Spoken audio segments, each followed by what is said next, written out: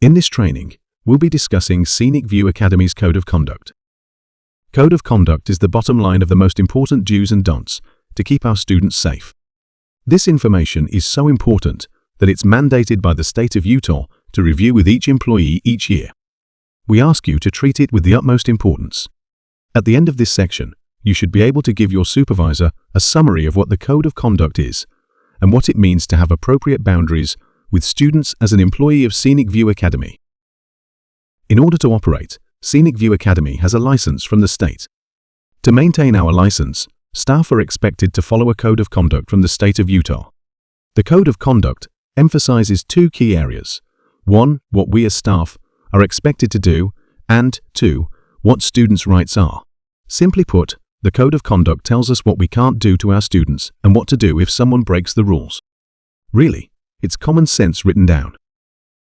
Per the Code of Conduct, we are expected to 1. Accurately represent our services, policies, and procedures to current and prospective students, their families, and the public. 2. Comply with policies regarding the appropriate treatment of clients. 3. Not abuse, neglect, harm, exploit, mistreat, or act in a way that compromises the health and safety of clients through acts or omissions by encouraging others to act or by failing to deter others from acting. 4.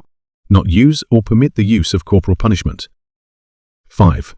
Maintain the health and safety of clients in all program services and activities, whether on or off-site. 6. Not commit fraud.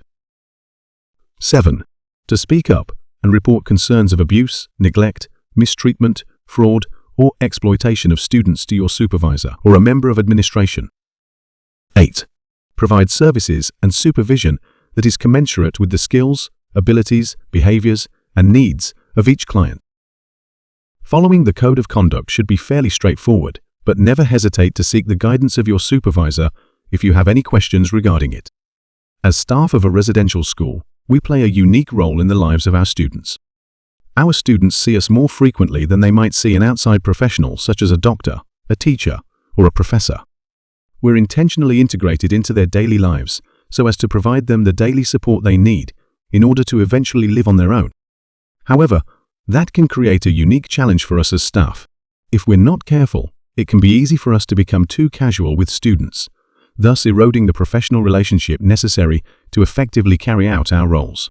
This doesn't mean we have to be sterile and robotic in our interactions. A kind, empathetic relationship with the students is one of the most powerful elements that will help them make lasting changes.